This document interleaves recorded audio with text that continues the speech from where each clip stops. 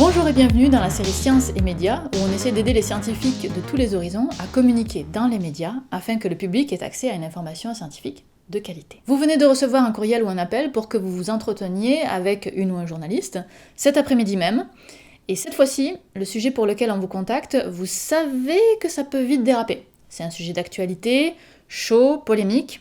Alors comment on se prépare dans cette situation ? Déjà, on se prépare comme on le ferait pour n'importe quelle entrevue, et pour ça, je vous renvoie à une précédente vidéo que vous trouverez en description. Mais le fait qu'il s'agisse d'un sujet qui a le potentiel de déraper fait qu'il serait nécessaire d'insister sur 2 points supplémentaires dans votre préparation. Et le premier point, vous le savez, parce que je l'ai déjà répété, c'est de préparer son message. Mais cette fois-ci, de façon encore plus approfondie que d'habitude.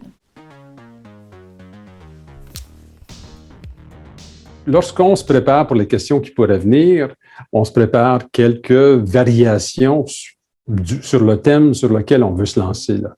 Mais on a tendance à être à la remorque des questions. Donc, on nous pose une question, ensuite on se dit, je vais répondre, voici ma réponse, ensuite on se tait. La bonne technique est la suivante.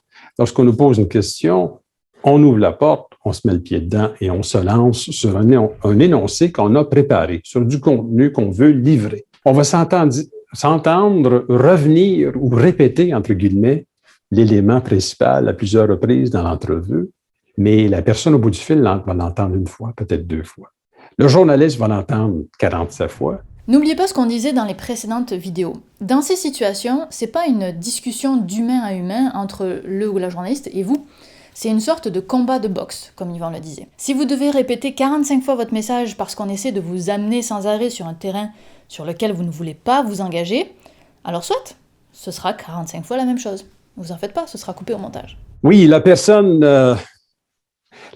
détestable qui ne veut pas répondre aux questions et qui dit « pas de commentaire » ou « j'ai déjà répondu », ça c'est de la paresse.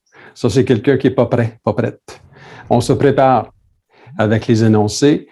On peut le tremper dans diverses sauces, mais l'idée, c'est de transmettre quelque chose chaque fois qu'on nous pose une question et on se sert de ça comme étant, c'est pas un tribunal, c'est une tribune, comme disait un de mes anciens collègues. Si on se referme en disant pas de commentaires, quelque chose en passant qui ne se dit jamais en entrevue, no comment, c'est à déconseiller, ça ne se dit pas. Au lieu de no comment, voici ce que je peux vous offrir comme énoncé. Vous êtes responsable de vos propos, mais vous pouvez aussi mettre des limites. Et c'est le second point important. Sans être bête, on peut se fixer là, un petit 15 minutes et après une dizaine de minutes, si ça fait assez longtemps, on pense qu'on a bien livré notre contenu, ou si on commence à entendre des questions où on va à la pêche un peu trop, là, on peut se dire, bon voilà, écoutez, moi je dois vous quitter dans quelques instants, là, peut-être une autre question, deux autres questions, c'est tout. Donc, on laisse planer l'idée que voici, ça va se terminer. Sans ça, si on se laisse aller là, pendant 1 heure de temps, on va nous poser tout ce qu'on peut nous poser et ça ne vaut pas la peine d'être comme un poulet sur la rôtisserie là, pendant ce temps-là. Donc, il faut laisser, faut mettre certaines balises en place. Je ne sais pas vous, mais moi, c'est pas comme ça que j'ai envie d'envisager ma relation avec les médias. Et pourtant, qu'est-ce que ça donnerait si on refusait ces conseils ? Ça veut dire qu'on s'exprimerait bien au-delà de notre expertise, ce qui est un risque pour notre crédibilité et celle de l'institution qu'on représente. Les morceaux choisis par les journalistes ne seraient pas forcément ceux qu'on avait préparés et prévus, donc on serait plus vraiment en contrôle de notre message. Alors, est-ce qu'un entre-deux est possible ? Bien sûr, évidemment, mais il est dur à trouver et il demande beaucoup d'expérience. Et si vous débutez, vous n'avez peut-être pas cette expérience.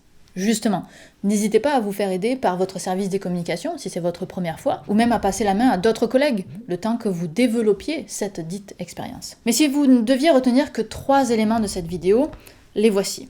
Premièrement, préparez plein de versions de votre message. Ensuite, fixez des limites de ce sur quoi vous vous exprimez et de combien de temps vous accordez. Troisièmement, si c'est possible, commencez votre expérience médiatique avec des sujets non polémiques. Vous allez apprendre déjà plein de compétences transversales qui vous seront utiles ensuite pour ces fameux sujets polémiques. N'hésitez pas à commenter sous la vidéo avec la façon dont vous vous préparez vous, et dans la prochaine vidéo, qui sera la dernière sur les sujets polémiques, on vous donnera des conseils pour éviter qu'une entrevue ne dérape et comment réagir quand elle dérape. Et je vous conseille de ne pas louper la prochaine, je pense qu'elle est importante. Allez, bye!